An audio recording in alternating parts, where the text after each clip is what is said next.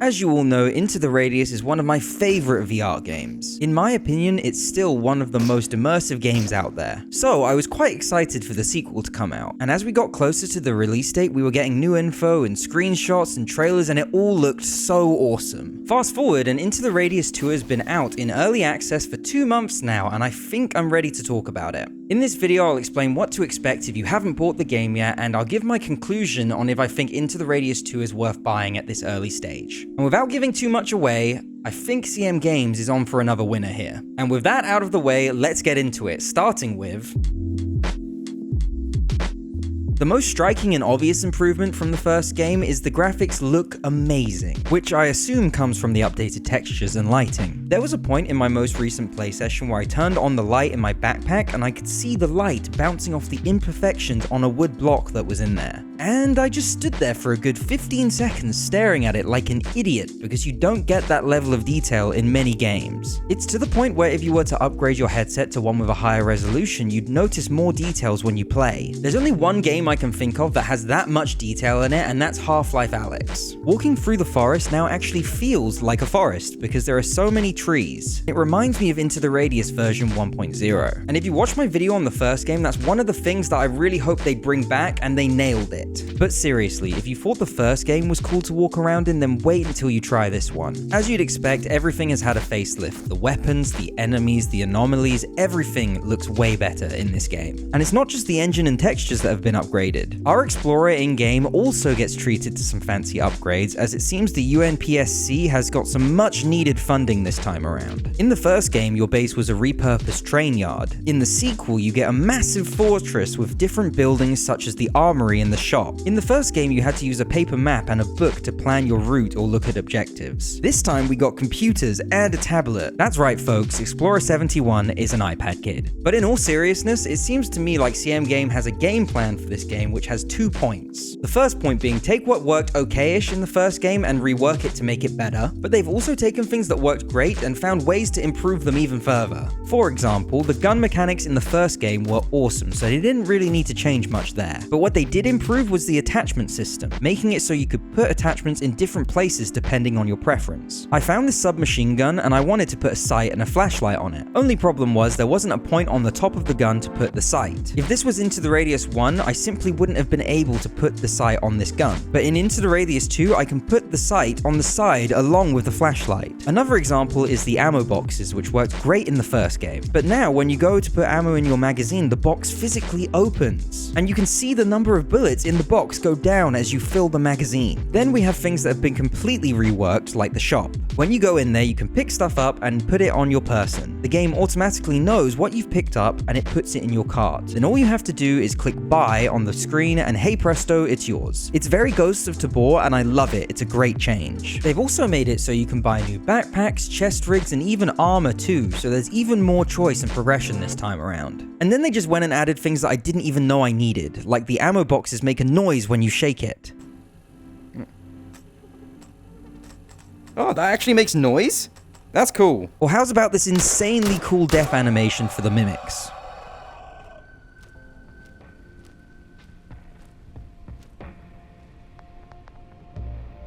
And it's the little details like this that make a big difference in adding to the... As I said in my video on Into the Radius 1, the immersion levels in that game were off the charts, and it really gave me a sense of solace when playing it. And in my opinion, I'm happy to say that the sequel has that same source. Obviously, the updated graphics and lighting really help with this, but I think it's the way they've made the levels and how the world reacts to you that really helps you lose yourself in the world. The increased level of detail really makes it feel more alive. For example, when you're exploring, you'll run into buildings with way more items and detail in them, and it really does make it feel like someone once lived there. And I don't know how CM Games has done it, but they made the sequel even scarier. I was on a mission where I had to get an item from a train station, but the place was swarming with mimics. Oh, there's 4 policemen up there! And to make matters worse, I was low on ammo. Because of this, I took my sweet time figuring out what to do, and before I knew it, it was nighttime. And nighttime in Into the Radius 2 is somehow even darker than the first game. The only things that were lit were the radius itself and the glowing eyes of the enemies. And this made for one of the most intense and heart-pounding VR experiences I've had probably since I played Into the Radius 1 for the first time. Pop your head out again, I dare you. Oh, what a shot! We've pretty much cleared this area out, I think. I hope. I can't describe to you how dark this is. That is like glistening in the sky, but like looking over here, it's just pure darkness.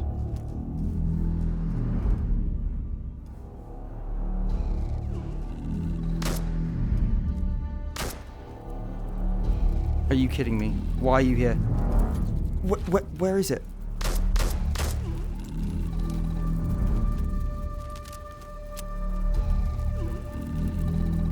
Yeah.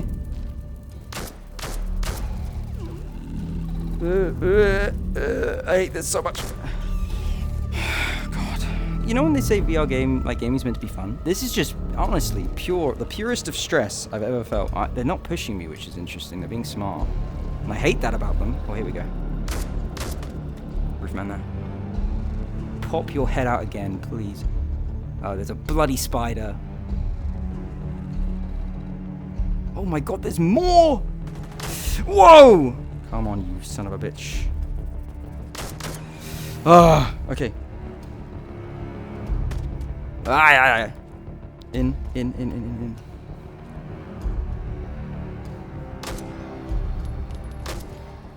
Oh, what a shot!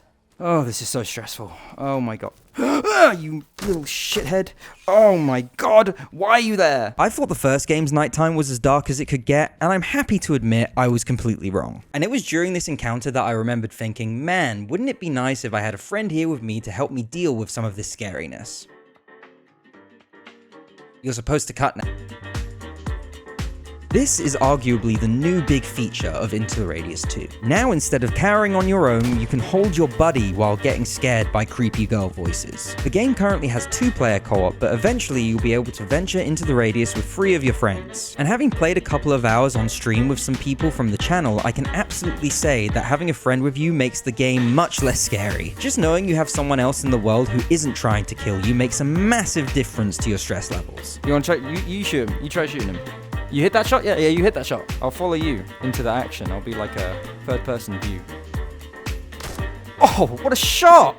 Yeah! That, and the fact that co-op is currently buggy, makes for some hilarious, tension-relieving fun.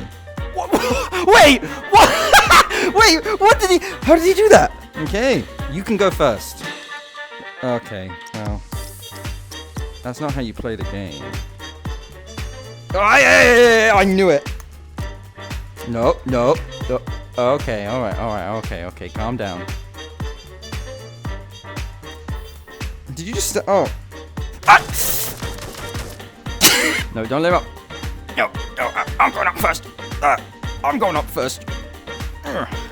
Where's his stuff?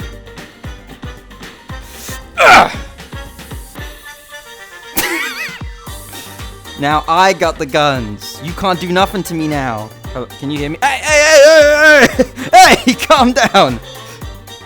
Hey!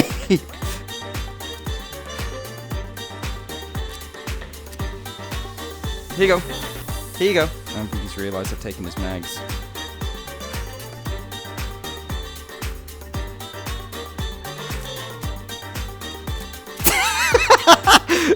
No, sorry.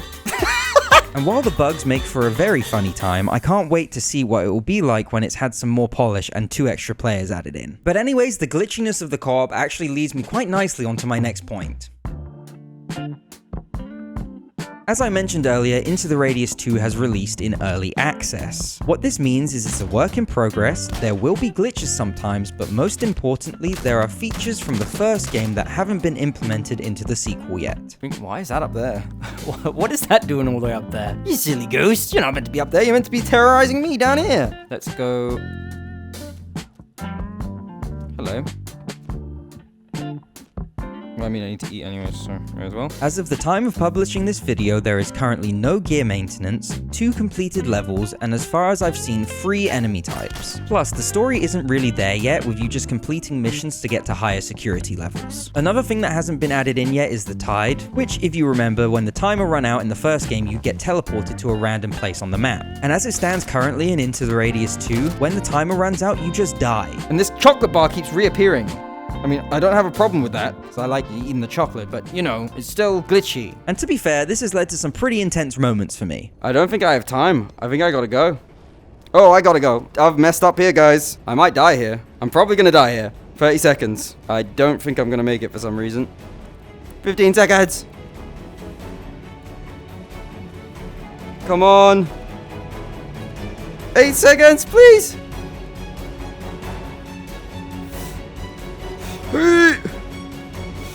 Oh!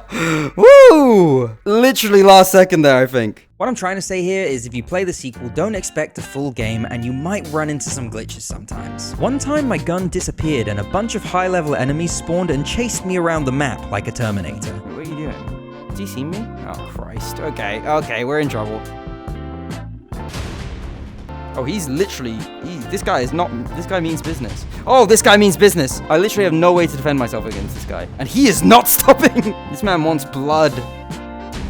Oh, he's still coming. Then another time, the game Alt F4'd my bag and all of its contents right before a big mission. I think I've lost my rucksack. But just to be clear, this is probably the least buggy early access game I've played. With over 20 hours in this game, these two glitches only happened one time each. But I feel it's important I tell you these things so you know what you're getting into if you decide to get it. Which leads me nicely onto the final chapter of this video. So, do I think you should pick up Into the Radius 2? Well, it depends. If you've already completed the first game, then my answer to that question is undoubtedly yes, it's awesome. However, if you haven't played Into the Radius 1, I think you should play that first, and I have a couple of reasons as to why that is. The first reason is Into the Radius 1 is a feature-complete game with a story, and you can play it start to finish. And Into the Radius 2, while being really great, isn't complete yet. And a bonus to this is if you complete the first game, by the time you finish it, Into the Radius 2 will probably have had some quite significant updates when you get around to playing it. And secondly, by playing and completing the first game, you'll understand Into the Radius better. So when you get Into the Radius 2, you'll really appreciate all of the improvements to the features of the game that are currently in it. And this in turn will make you even more excited to see how they'll improve the features that aren't in the game yet, such as cleaning your guns. So if you'd like to play either Into the Radius 1 or Into the Radius 2, I will put links in the description of this video for both Quest and Steam. But yeah, we're about to go into October, and this is going to be a massive month for VR. I have a lot planned, so if you'd like to see that, please subscribe, like the video if you enjoyed it. I appreciate you guys taking the time to watch this video, and I will see you all in the next one. Bye guys.